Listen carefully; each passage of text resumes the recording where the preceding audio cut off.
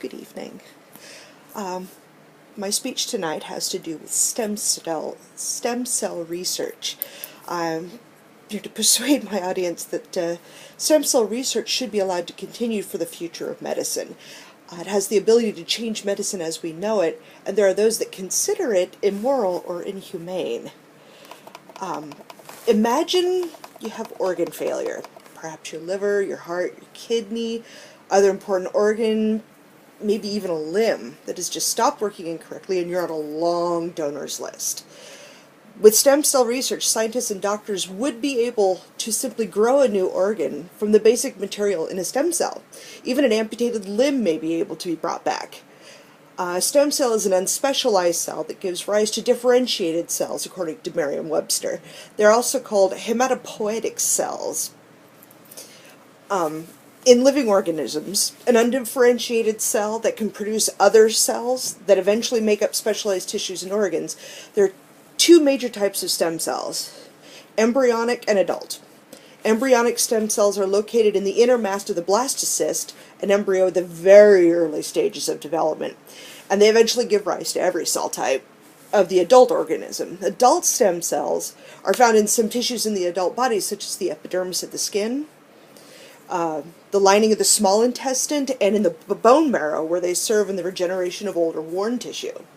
In cancer treatment, blood-forming adult stem cells are routinely harvested from bone marrow, stored, and then reinfused into the patients to replace blood cells destroyed by chemotherapy or radiation therapy.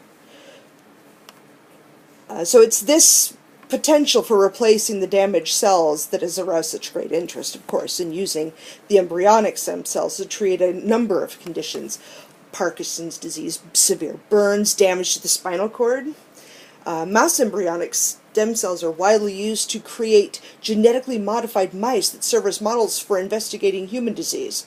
And you've seen the glow-in-the-dark cats and the glow-in-the-dark mice, and the mice with the ears attached to the back, that sort of thing.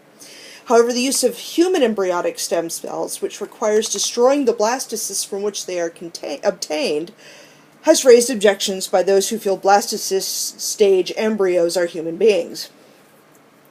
The first human stem cell line was created in 1998 using cells harvested from the embryos produced through in vitro fertilization, test tube babies, to give you an idea. The use of the human embryonic stem cells is allowed in some countries and prohibited and restricted in others.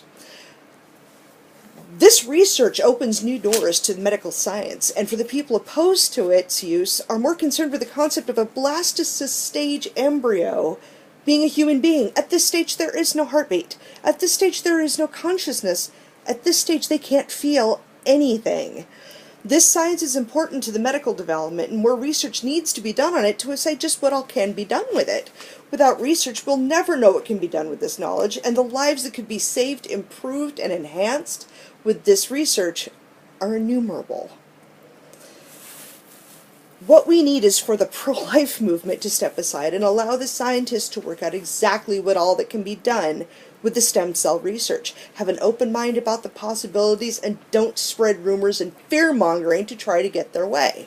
We need laws in place to protect the doctors and scientists from ignorant, narrow-minded people who fail to see the whole story. Fight ignorance and apathy with truth. Governments around the globe have passed legislation to regulate stem cell research, and in the United States, laws prohibit the creation of embryos for research purposes. Scientists instead receive leftover embryos from fertility clinics with consent from donors, and most people agree that these guidelines are appropriate. With the laws put in place, science will be able to progress forward with the concepts already set in place by pre-existing research. New organs, parts, and even limbs could be created to help save lives. Organ donor lists could be eliminated. The possibilities are endless once science is open to researching such an innovative research. And what further uses for stem cells might be discovered? President Obama overturned Bush's stem cell policy in 2009 to expand the number of stem cell lines available to researchers.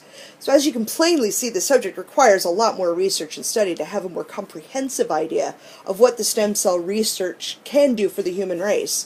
Support the research of stem cells in the U.S. You never know, it might be you that needs the next organ they create.